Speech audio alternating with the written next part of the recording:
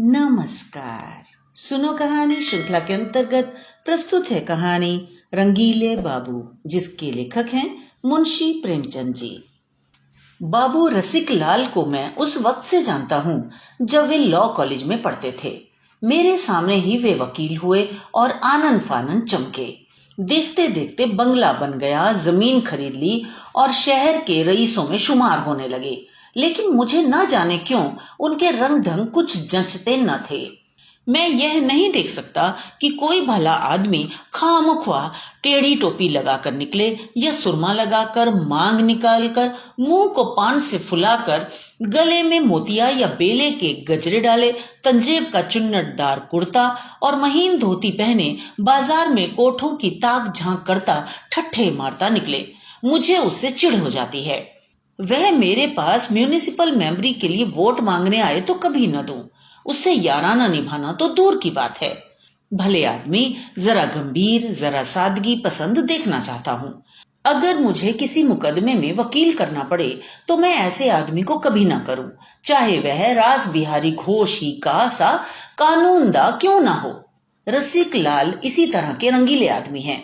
उनकी तर्क शक्ति ऊंचे दर्जे की है, मानता हूं। जिरह भी अच्छी करते हैं, यह भी मुझे स्वीकार है। लेकिन सीधी टोपी लगाने और सीधी चाल चलने से वकालत कुछ ठंडी न पड़ जाएगी। मेरा तो ख्याल यह है कि बांकपन छोड़कर भले आदमी बन जाएं तो उनकी प्रैक्टिस दूनी हो सकती है। लेकिन अपने को क्या पड़ी है किसी की बातों में दखल दें।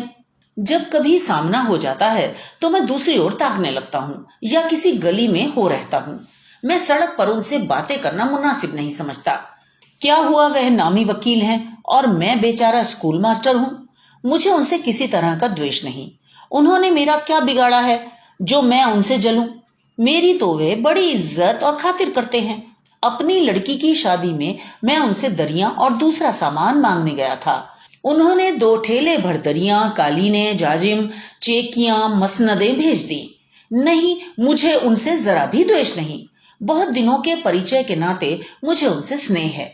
लेकिन उनका यह बांकपन मुझे अच्छा नहीं लगता। वे चलते हैं तो ऐसा जान पड़ता है जैसे दुनिया को ललकारते चलते हों। देखूं मेरा कोई क्या कर सकता है। मुझे किसी की परवाह नहीं है। एक बार मुझे स्टेशन पर मिले, लपक कर मेरे कंधे पर ही हाथ रख दिया। आप तो मास्टर साहब कभी नजर नहीं आते, कभी भला साल में एक आध बार तो दर्शन दे दिया कीजिए। मैंने अपना कंधा छुड़ाते हुए कहा, क्या करें साहब, अवकाश ही नहीं मिलता। बस आपने झट से बाजारी शेर पढ़ा, तुम्हें गैरों से कब फुर्सत, हम अपने गम से कब खाली। चलो बस हो चुका मिलना, ना तुम खाली ना हम खाली। मैं हंस तो दिया। जो आदमी अपना लिहाज करे उससे कोई कैसे रुखाई करे। फिर बड़े आदमियों से बिगाड़ करना नहीं चाहता। न जाने कब अपनी गरज लेकर उनके पास जाना पड़े। लेकिन मुझे उनकी यह बेतकल्लुफी कुछ अच्छी न लगी। यो मैं ना कोई तपस्वी हूं ना जाहिद। अरसिक होना उस बांकपन से भी बुरा है। शुष्क जीवन भी कोई जीवन है जिसमें विनोद के लिए स्थान न हो। वन की शोभा हरे भरे सरस वृक्षों से है, सूखे हुए ठूंठों से नहीं। लेकिन मैं चाहता हूं आदमी जो कुछ करे छिपा कर करे। शराब पीना चाहते हो पियो, मगर पियो एकांत में। इसकी क्या जरूरत है कि शराब में मस्त होकर बहकते फिरो। रूप के उपासक बनना चाहते हो बनो, लेकिन इसकी क्या जरूरत है कि वैश्याओं को दाएं बाएं बैठाए मोटर में अपने छैलपन का ढिंडोरा पीटते फिरो। फिर रसिकता की उम्र भी होती है। जब लड़के जवान हो गए, लड़कियों की शादी हो गई, बाल पक चले, तो मेरे ख्याल में आदमी को कुछ गंभीर हो जाना चाहिए। आपका दिल अभी जवान है, बहुत अच्छी बात है। मैं तुम्हें इस पर बधाई देता हूँ। वासना कभी बूढ़ी नहीं होती। मेरा तो अनुभव है कि उम्र के साथ साथ वह भी प्रौढ़ होती जाती है। लेकिन इस उम्र में कुलेलें करना मुझे ओछापन मालूम होता है। सींग कटाकर बछड़ा बनने वाली मनोवृत्ति का मैं कायल नहीं। कोई किसी का क्या कर लेगा। लेकिन 4 भले आदमी उंगली उठाएं, ऐसा काम क्यों करें। तुम्हें भगवान ने संपन्न बनाया है, बहुत अच्छी बात है। लेकिन अपनी संपन्नता को इस विपिन्न संसार में दिखाते फिरना, जो क्षुधा से व्याकुल हैं उनके सामने रसगुल्ले उड़ाना, इसमें न तो रसिकता है न आदमियत। रसिक लाल की बड़ी लड़की का विवाह था। मथुरा से बारात आई थी। ऐसे ठाठ की बारात यहां शायद ही कभी आई हो। बड़ी धर्मशाला में जनवासा था। वर का पिता किसी रियासत का दीवान था। मैं भी बारातियों की सेवा सत्कार में लगा हुआ था। 1000 आदमी से कम न थे। इतने आदमियों का सत्कार करना हंसी नहीं है। यहाँ तो किसी बारात में 150 आदमी आ जाते हैं तो अच्छी तरह खातिर नहीं हो पाती।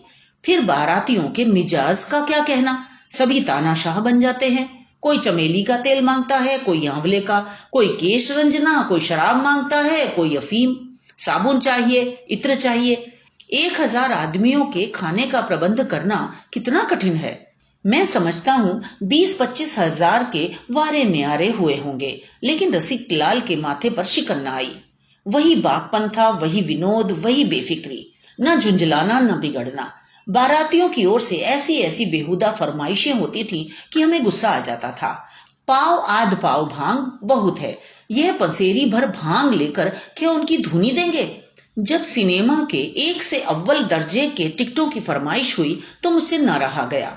रसिक लाल को खूब डांट बताई और उसी क्रोध में जनासे की ओर चला कि एक एक को फटकारूं। लड़के का ब्याह करने आए हैं या किसी भले आदमी की इज्जत बिगाड़ने। एक दिन बगैर सिनेमा देखे नहीं रहा जाता। ऐसे ही बड़े शौकीन हैं तो जेब से पैसा क्यों खर्च नहीं करते। लेकिन रसिक लाल खड़े हंस रहे थे। भाई साहब, क्यों इतना बिगड़ रहे हो? ये लोग तुम्हारे मेहमान हैं। मेहमान 10 जूते भी लगाए तो बुरा ना मानिए। यह सब जिंदगी के तमाशे हैं। तमाशे में हम खुश होने जाते हैं, वहां रोना भी पड़े तो उसमें भी आनंद है। लपक कर सिनेमा घर से टिकट ला दीजिए। 100-200 रुपए का मुंह ना देखिए। मैंने मन में कहा, मुफ्त का धन बटोरा है तो लुटाओ और नाम लूटो। यह कोई सत्कार नहीं है कि मेहमान की गुलामी की जाए। मेहमान उसी वक्त तक मेहमान है जब तक वह मेहमान की तरह रहे। जब रौब जमाने लगे, बेइज्जती करने पर आमादा हो जाए, वह मेहमान नहीं शैतान है। इसके 3 महीने बाद सुना कि रसिक लाल का दामाद मर गया, वही जिसकी नई शादी हुई थी। सिविल सर्विस के लिए इंग्लैंड गया हुआ था, वही न्यूमोनिया हो गया। यह खबर सुनते ही मुझे रोमांच हो गया। उस युवक की सूरत आंखों में गड़ गई। कितना सौम्य, कितना प्रतिभाशाली लड़का था, और मरा जाकर इंग्लैंड में कि घर वाले देख भी ना सके। और उस लड़की की क्या दशा होगी जिसका सर्वनाश हो गया। वाह रे दयालु भगवान, और वाह रे तुम्हारी लीला।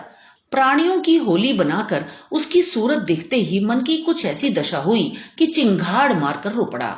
रसिक लाल आराम कुर्सी पर लेटे हुए थे।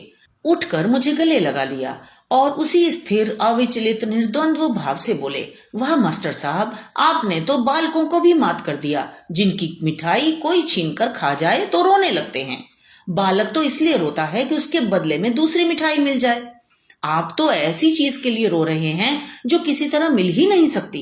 अरे साहब, यहाँ बेहया बनकर रहिए, मार खाते जाइए और मुझों पर ताव देते जाइए। मजा तो तब है कि जल्लाद के पैरों तले आकर भी वही अकड़ बनी रहे। अगर ईश्वर है, मुझे तो कुछ मालूम नहीं, लेकिन सुनता हूं कि वह दयालु है। और दयालु ईश्वर भला निर्दयी कैसे हो सकता है?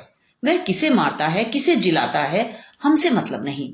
उसके खिलौने हैं, खेले या तोड़े, हम क्यों उसके बीच में दखल दें? वह हमारा दुश्मन नहीं, न जालिम बादशाह है कि हमें सताकर खुश हो। मेरा लड़का घर में आग भी लगा दे तो मैं उसका दुश्मन न बनूंगा। मैंने तो उसे पाल पोस कर बड़ा किया है, उससे क्या दुश्मनी करूं? भला ईश्वर कभी निर्दयी हो सकता है, जिसके प्रेम का स्वरूप यह ब्रह्मांड है? अगर ईश्वर नहीं है, मुझे मालूम नहीं, कोई ऐसी शक्ति है जिसे विपत्ति में आनंद मिलता है, तो साहब यहाँ रोने वाले नहीं। हाथों में ताकत होती है और दुश्मन नजर आता तो हम भी कुछ जवामर्दी दिखाते। अब अपनी बहादुरी दिखाने का इसके सिवा और क्या साधन है कि मार खाते जाओ और हंसते जाओ, अकड़ते जाओ। रोए तो अपनी हार को स्वीकार करेंगे। मार ले साले, जितना चाहे मार ले, लेकिन हंसते ही रहेंगे। मक्कार भी है, जादूगर भी, छिपकर वार करता है। आ जाए सामने तो दिखाऊं। हमें तो अपने बेचारे शायरों की अदा पसंद है, जो कब्र में भी माशूक के पाजेब की झनकार सुनकर मस्त होते रहते हैं। इसके बाद रसिक लाल ने उर्दू शेरों का तांता बांध दिया और इस तरह तन्मय होकर उनका आनंद उठाने लगे मानो कुछ हुआ ही नहीं है। फिर बोले, लड़की रो रही है। मैंने कहा, ऐसे बेवफा के लिए क्या रोना जो तुम्हें छोड़कर चल दिया। अगर उससे प्रेम है तो रोने की कोई जरूरत नहीं। प्रेम तो आनंद की वस्तु है। अगर कहो क्या दिल नहीं मानता तो दिल को मनाओ। बस दुखी मत हो। दुखी होना ईश्वर का अपमान करना है और मानवता को कलंकित करना। मैं रसिक लाल का मुंह ताकने लगा। उन्होंने यह कथन कुछ ऐसे भाव से कहा कि एक क्षण के लिए उसने मुझ पर जादू कर दिया। थोड़ी देर के बाद मैं वहां से चला तो दिल का बोझ बहुत कुछ हल्का हो गया था। मन में एक प्रकार का साहस उदय हो गया था जो विपत्ति और बाधा पर हंस रहा था। थोड़े दिनों बाद वहां से तबादला हो गया और रसिक लाल जी की कोई खबर नहीं मिली। कोई साल भर के बाद एक दिन गुलाबी लिफाफे पर सुनहरे अक्षरों में छपा हुआ एक निमंत्रण पत्र मिला। रसिक लाल के बड़े लड़के का विवाह हो रहा था। नवेद के नीचे कलम से आग्रह किया गया था कि अवश्य आइए, वरना मुझे आपसे बड़ी शिकायत रहेगी। आधा मजा जाता रहेगा। एक उर्दू का शेर भी था, इस शौके फिरावा की या रब, आखिर कोई हद भी है कि नहीं। इनकार करे वह या वादा, हम रास्ता देखते रहते हैं। एक सप्ताह का समय था। मैंने रेशमी अचकन बनवाई, नए जूते खरीदे और खूब बन ठन कर चला। वधू के लिए एक अच्छी सी साड़ी ले ली। महीनों एक जगह रहते रहते और एक ही काम करते करते मन कुछ कुंठित सा हो गया था। 3-4 दिन खूब जलसे रहेंगे, गाने सुनूंगा, दावतें उड़ाऊंगा, मन बहल ही जाएगा। रेलगाड़ी से उतरकर वेटिंग रूम में गया और अपना नया सूट पहना। बहुत दिनों बाद नया सूट पहनने की नौबत आई थी, पर आज भी मुझे नया सूट पहनकर वही खुशी हुई जो लड़कपन में होती थी। मन कितना ही उदास हो, नया सूट पहनकर हरा हो जाता है। मैं तो कहता हूँ, बीमारी में बहुत सी दवाएं ना खाकर हम नया सूट बनवा लिया करें तो कम से कम उतना फायदा तो जरूर ही होगा जितना दवा खाने से होता है। क्या यह कोई बात ही नहीं कि जरा देर के लिए आप अपनी आंखों में ऊंचे हो जाएं? मेरा अनुभव तो यह कहता है कि नया सूट हमारे अंदर एक नया जीवन डाल देता है, जैसे सांप के चुल बदले या वसंत में वृक्षों में नई कोपलें निकल आएं। स्टेशन से निकलकर मैंने तांगा लिया और रसिक लाल के द्वार पर पहुंचा। 3 बजे होंगे। लू चल रही थी, मुंह झुलसा जाता था। द्वार पर शहनाइयां बज रही थीं, बंधनवारें बंधी हुई थीं। तांगे से उतरकर अंदर के सहन में पहुंचा। बहुत से आदमी आंगन के सहन के बीच में घेरा बांधे खड़े थे। मैंने समझा कि शायद जोड़े गहने की नुमाइश हो रही होगी। भीड़ चीर कर घुसा। बस कुछ न पूछो, क्या देखा जो ईश्वर 7वें बैरी को भी न दिखाए। अर्थी थी, पक्के काम के दोशाले से ढकी हुई, जिस पर फूल बिखरे हुए थे। मुझे ऐसा मालूम हुआ कि गिर पड़ूंगा। सहसा रसिक लाल पर मेरी निगाह पड़ गई। रंगीन कपड़ों का एक गट्ठर लिए अंदर से आए थे। न आंखों में आंसू, न मुख पर वेदना, न माथे पर शिकन। वही बांकी टोपी थी, वही रेशमी कुर्ता, वही महीन तंजेब की धोती। सब रो रहे थे। कोई आंसुओं के वेग को रोके हुए था, कोई शोक में विह्वल। ये बाहर के आदमी थे। कोई मित्र था, कोई बंधु, और जो मरने वाले का बाप था वह इन डगमगाने वाली नौकाओं और जहाजों के बीच में स्तंभ की भांति खड़ा था। मैं दौड़कर उनके गले से लिपटकर रोने लगा। वह पानी की बूंद जो पत्ते पर रुकी थी, जरा सी हवा पाकर ढुलक पड़ी। रसिक लाल ने मुझे गले से लगाते हुए कहा, आप कब आए? क्या अभी चले आ रहे हैं? वाह, मुझे खबर ही ना हुई। शादी की तैयारियों में ऐसा फंसा कि मेहमानों की खातिरदारी भी ना कर सका। चलकर कपड़े उतारिए, हाथ मुंह धोइए, अभी बारात में चलना पड़ेगा। पूरी तैयारी के साथ चलेंगे। बैंड, बीन, ताशे, शहनाई, डफली, सब कुछ साथ होंगे। कोतल, घोड़े, हाथी, सवारियां सब कुछ मंगवाई हैं। आतिशबाजी, फलों के तख्त, खूब धूम से चलेंगे। जेठे लड़के का ब्याह है, खूब दिल खोल कर करेंगे। गंगा के तट पर जनवासा होगा। इन शब्दों में शोक की कितनी भयंकर, कितनी अथाह वेदना थी। एक कोहराम मच गया। रसिक लाल ने लाश के सिर पर बेलों का हार पहनाकर कहा, क्यों रोते हो भाइयों? यह कोई नई बात नहीं हुई है। रोज ही तो यह तमाशा देखते हैं, कभी अपने घर में, कभी दूसरे के घर में। रोज ही तो रोते हो, कभी अपने दुख से, कभी पराये दुख से। कौन तुम्हारे रोने की परवाह करता है? कौन तुम्हारे आंसू पोंछता है? कौन तुम्हारी चीत्कार सुनता है? तुम रोए जाओ, वह अपना काम किए जाएगा। फिर रोकर क्यों अपनी दुर्बलता दिखाते हो? उसके चोटों को छाती पर लो और हंसकर दिखा दो कि तुम ऐसी चोटों की परवाह नहीं करते। उससे कहो, तेरे अस्त्रालय में जो सबसे घातक अस्त्र हो वह निकाल ला। यह क्या सुइयां सी चुभ होता है, पर हमारी दलील नहीं सुनता। न सुने। हम भी अपनी अकड़ न छोड़ेंगे, उसी धूमधाम से बारात निकालेंगे, खुशियां मनाएंगे। रसिक लाल रोते तो और लोग भी उन्हें समझाते। इस विद्रोह भरी ललकार ने सबको स्तंभित कर दिया। समझाता कौन? हमें वह ललकार विक्षिप्त वेदना सी जान पड़ी जो आंसुओं से कहीं मर्मांतक थी। चिंगारी के स्पर्श से आबले यानी छाले पड़ जाते हैं। दहकती हुई आग में पांव पड़ जाए तो झुलस जाएगा, आबले न पड़ेंगे। रसिक लाल की वेदना वही दहकती हुई आग थी। लाश मोटर पर रखी गई। मोटर गुलाब के फूलों से सजाई गई थी। किसी ने पुकारा, राम नाम सत्य है। रसिक लाल ने उसे विनोद भरी आंखों से देखा। तुम भूले जाते हो लाला, यह विवाह का उत्सव है। हमारे लिए सत्य जीवन है, उसके सिवा जो कुछ है मिथ्या है। बाजे गाजे के साथ बारात चली। इतना बड़ा जुलूस तो मैंने शहर में नहीं देखा। विवाह के जुलूस में 200-400 आदमियों से ज्यादा न होते। इस जुलूस की संख्या लाखों से कम न थी। धन्य हो रसिक लाल, धन्य तुम्हारा कलेजा। रसिक लाल उस बांकी अदा से मोटर के पीछे घोड़े पर सवार चले जा रहे थे। जब लाश चिता पर रखी गई तो रसिक लाल ने एक बार जोर से छाती पर हाथ मारा। मानवता ने विद्रोही आत्मा को आंदोलित किया, पर दूसरे क्षण उनके मुख पर वही कठोर मुस्कान चमक उठी। मानवता वह थी या यह, कौन कहे। उसके 2 दिन बाद मैं नौकरी पर लौट गया। जब छुट्टियां होती हैं तो रसिक लाल से मिलने आता हूँ।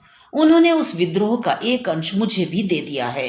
अब जो कोई उनके आचार व्यवहार पर आक्षेप करता है तो मैं केवल मुस्कुरा देता हूँ। तो ये तो थी कहानी। मुझे आशा है आपको पसंद आई होगी। तो मिलते हैं अगली कहानी में। धन्यवाद।